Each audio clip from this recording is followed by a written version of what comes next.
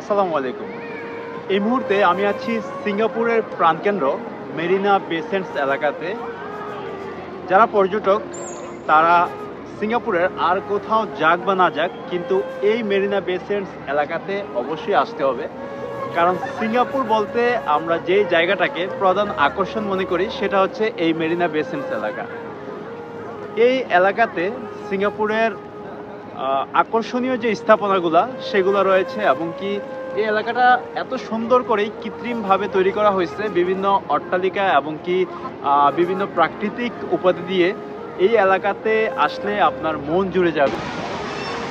আমার পিছনে যে স্থাপনাটি দেখতে পাচ্ছেন এটা যদিও একটা ঝর্ণা, এটাকে বলা হয় মার্লিয়ন। এটার উপরের অংশটা সিংহের মতো এবং কি নিচের অংশটা জলপুরির মতো, দুটাকে মিলিয়ে এটাকে বলা হয় মার্লিয়ন। এই মুহূর্তে আমি দাঁড়িয়ে আছি এই এলাকার জন্য সবচেয়ে মূল আকর্ষণ যে বিল্ডিংটি, সেই বিল্ডিংটির সামনে। আমার পিছনে 55 তলা বিশিষ্ট 3টা টাওয়ারের ওপরে একটি জাহাজ আকার যে বিল্ডিংটি আপনারা দেখতে পাচ্ছেন, এটা হচ্ছে মেরিনা বে সেন্টস। আর জাহাজ আকারের যেই স্থাপনাটি এটাকে বলা হয় স্কাই পার্ক, যেটার জন্য পুরো পৃথিবী সিঙ্গাপুরের এই বিল্ডিংকে চিনে।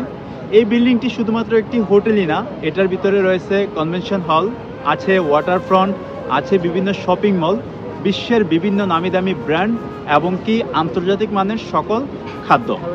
এই বিল্ডিংটিতে আপনি যদি ভিতরে ঢুকেন তাহলে আপনি দেখতে পারবেন কতটা বিলাসবহুল জীবনযাপন এর ভিতরে। পৃথিবীর সবচেয়ে বড় ক্যাসিনোটিও কিন্তু এই বিল্ডিংটির ভিতরেই। সিঙ্গাপুরটা এমন একটা দেশ যেখানে প্রত্যেকটা ধর্মের প্রত্যেকটা অনুষ্ঠান বা আয়োজনকে খুব বেশি প্রায়োরিটি দেওয়া হয়। আর কিছুদিন পর ক্রিসমাস, আর ক্রিসমাসকে উপলক্ষ করে এই এলাকাটাকে সাজানো হয়েছে আলোকসজ্জা এবং কি ক্রিসমাস ট্রি দিয়ে। এই এলাকাতে রয়েছে বিশ্বের প্রথম ভাসমান অ্যাপেল স্টোর।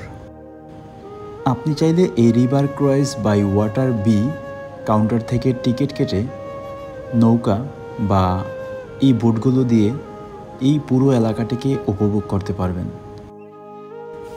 সন্ধ্যার পর রাত 8টা, 9টা এবং কি 10টায় আপনি এই এলাকাতে লাইট অ্যান্ড ওয়াটার শো উপভোগ করতে পারবেন।